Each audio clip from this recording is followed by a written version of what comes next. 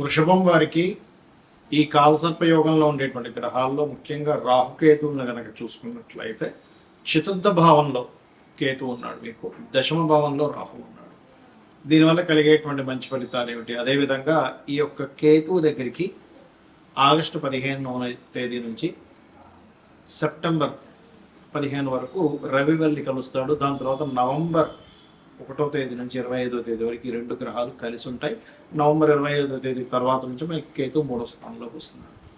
దీని మూలంగా కలిగేటువంటి ఫలితాలు మరియు ఈ కాలసర్ప యోగం అనేటువంటిది కాలం మీద ఎఫెక్ట్ పడుతుంది కాబట్టి కాలం మీద ఎటువంటి ఎఫెక్ట్స్ చూపిస్తాయి ఇవి అనేటువంటి అంశాలు చెప్తుంది నేనైనప్పటికీ చెప్పిస్తుంది సాక్షాత్ లలితా అమ్మవారిగా భావిస్తూ ఆ లలితాంబిక అమ్మవారి యొక్క అనుగ్రహం మీకు పరిపూర్ణంగా కలగాలని మనస్ఫూర్తిగా కోరుకుంటూ, ప్రధానంగా ఈ కేతువు ఎప్పుడైనా సరే జన్మజాతకంలో అయినా గోచారంలో అయినా చతుర్థ భావంలోకి వచ్చినప్పుడు మాత్రం ఎట్టి పరిస్థితుల్లో కూడా అసర్ట్స్ అంటే అది వస్తువు కావచ్చు, గృహం కావచ్చు, స్థలం కావచ్చు, వాహనం కావచ్చు, ఏదైనా సరే ఒక ఆస్తి సంబంధించినటువంటిది కొనుగోలు చేయడం అవాయిడ్ చేయడం మంచిది. తప్పదు అనుకుంటే వేరు. ఇప్పుడు రియల్ ఎస్టేట్ వాళ్ళు ఉన్నారు, వాళ్ళకి తప్పదు. ఎలాంటి ఒక ప్రాపర్టీ కొనాలి, అమ్మాలి అంటే మీ దగ్గర అట్టే పెట్టుకోవడానికి ఉండేటువంటి మాత్రం పనికిరావు. వాళ్ళు ఎలాగో మరలా అమ్మేస్తారు కాబట్టి దాన్ని డెవలప్ చేసి ఇబ్బంది అనేది తగ్గుతుంది. అయితే ఇక్కడ కేతు 4లో ఉన్నప్పుడు మనం కొనేటువంటి ప్రాపర్టీ ఏదైనా ఉందంటే అది లిటిగేషన్స్ ఏర్పడడం కానీ, ఒక కన్స్ట్రక్షన్ ప్రారంభించినట్లయితే ఆ యొక్క కన్స్ట్రక్షన్ కొంత ఆగడం కానీ, లేకపోతే దోషభూయిష్టంగా ఆ యొక్క నిర్మాణాన్ని మనం చేపట్టడం, దాని తర్వాత ఎవరో చెప్తే అయ్యో ఇది ఇలా అయిందా అని మళ్ళీ దాన్ని తీసేయాల్సిన పరిస్థితి రావనిస్తుంది.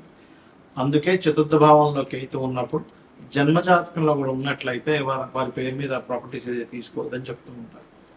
ఇక దశమ రాహు మీకు ఇచ్చేటువంటి ఫలితాలలో ఇక్కడ పర్టికులర్గా ఉద్యోగ వ్యవహారాలకు సంబంధించినటువంటి అంశంలో విదేశాలకు వెళ్ళి అక్కడ ఉద్యోగం చేయడానికి, అక్కడ నివసించడానికి చాలా చక్కటి అనుకూలమైనటువంటి వాతావరణాన్ని ఇస్తున్నాడు. అలాగే మరొక విషయం ఏంటంటే ఈ చతుర్థ భావంలో ఎప్పుడైతే రవి వస్తాడో ఆగస్టు 15 నుంచి సెప్టెంబర్ 15 మధ్యలో రవి ఎప్పుడైతే ఉంటాడో అక్కడ కొంత మీ విద్య, తల్లిగారి విషయంలోని, వాహన విషయంలోని, గృహ విషయాల్లో, ఎనీథింగ్ ప్రాపర్టీ, బంగారం విషయంలో కూడా కొంతమంది చోట తాకట్టు పెడుతూ ఉంటారు. అటువంటి విషయాల్లో కొంత ఎంతో కొంత మీకు మరలా మీ యొక్క ప్రాపర్టీ ఆస్తి సంబంధించింది ఏదైతే ఉందో మీకు రావడం జరుగుతుంది. ఇక గురువు ఎలాగో మీకు నవంబర్ 1వ తేదీ నుంచి కేతువులు వెళ్ళి కలుస్తున్నాడు కాబట్టి అక్కడ కొంతవరకు కొంత వెసులుబాటు ఇస్తాడు. ఎప్పటి నుంచో మీరు పలానా ఆలయం కట్టించాలి, పలానా ఆశ్రమం పెట్టుకోవాలి, లేకపోతే కొంత దైవత సంబంధించినటువంటి కొన్ని చేయాలి అని అనుకునేటువంటి సంకల్పం మీకు ఈ నవంబర్ మాసంలో 1వ తేదీ నుంచి 25వ తేదీ వరకు ఉన్నటువంటి చతుర్థ భావంలో గురుకేతువుల యొక్క ప్రభావం ఆరంభంగా ఇస్తుంది. మరి ఇదే కేతువు 25 నవంబర్కి 3లోకి వస్తాడు కాబట్టి అక్కడి నుంచి మాత్రం ఒక సంవత్సరంన్నర పాటు మీరు అగ్రిమెంట్స్ కానీ ఏమైనా చేసేటప్పుడు కొంత జాగ్రత్తగా ఉండాలి. ఎప్పుడైతే 3లో కేతు వస్తాడో భాగ్యస్థానంలో రాహులు వెళ్తాడు కాబట్టి విదేశాలకు వెళ్ళి అక్కడ ఉన్నత విద్యల కోసం చదవడానికి అనుకూలతలు ఇస్తాడు అక్కడ. కాకపోతే రాహు ఎప్పుడైనా 9వ స్థానంలో ఉన్నప్పుడు పితృదేవత ఆరాధన ఎక్కువగా చేస్తూ ఉండాలి. ఇక మీరు నిత్యము చేయవలసింది విష్ణు సహస్రనామాలు చేయండి అనేది చాలా బాగుంటుంది. ఇక్కడ మనం చాలాసార్లు చాలా సందర్భాల్లో చెప్పడం జరిగింది, ఈ రాహుకేతువులు కాలసర్ప యోగాన్ని జన్మజాతకంలో కనుక ఉన్నట్లయితే ఏం పట్టించుకోకండి. గోచారంలో ఉన్నప్పుడే అది దేశకాల పరిస్థితుల మీద మనుషుల్ని చూపిస్తుంది కదా. చాలా ఉదాహరణలు కూడా చెప్పాను. చిరంజీవి గారు పెద్ద పెద్ద ఇప్పుడు ఒక దాదాపుగా 170 మంది ప్రెసిడెంట్ల జాతకాల్లో కాలసర్ప యోగం ఉంది అని. ఇది జన్మజాతకంలో ఉంటే మనందరం ఏంటంటే కాలసర్ప యోగం ఉంది, జీవితం ఏమైపోతుందేమో అనుకుంటూ ఉంటాం. మెగాస్టార్ చిరంజీవి ఉందని చాలాసార్లు చెప్పాను. కాబట్టి ఇది ఎందుకు గుర్తు చేస్తున్నట్టు నేను మీకు, గోచారంలో కాలసర్ప యోగం రావడం లేదు, జన్మజాతకానికి రావడం లేదు. గోచారంలో వచ్చినప్పుడు జన్మజాతకం మీద కొంత పర్సెంట్ పడుతుంది, ఒక 10 to 15%. దేశకాల పరిస్థితుల మీద 85% పడుతుంది దాని ఎఫెక్ట్ అనేది. అందుకే మనం ఇప్పుడు చూస్తున్నాం ఈ యుద్ధాలు అనుకోండి, ఇవన్నీ కూడా. అయితే ఇక్కడ ఎప్పుడైతే ఈ గ్రహాలన్నీ కూడా ఈ కాలసర్ప యోగంలోకి వస్తున్నాయో దీని గురించి మీరు ఏం భయపడకండి. ఓన్లీ 10 to 15% నేను చెప్పిన రెమెడీ చేసుకుంటే సరిపోతుంది. ఏది పర్సనల్ చార్ట్ విషయంలో. కానీ దేశకాల పరిస్థితుల్లో దీని యొక్క ప్రభావం ఉంటుంది.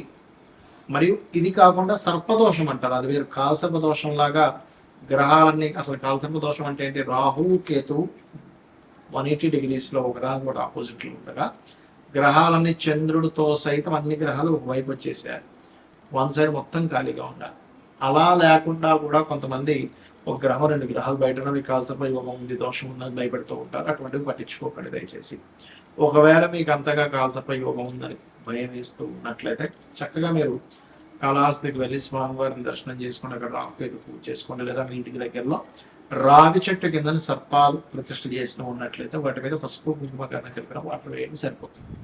అయితే ఈ నార్మల్ సర్పదోషాలు ఏమిటి చూసుకున్నట్లయితే శనికేతు సర్పదోషం కలిసి ఉంటాయి.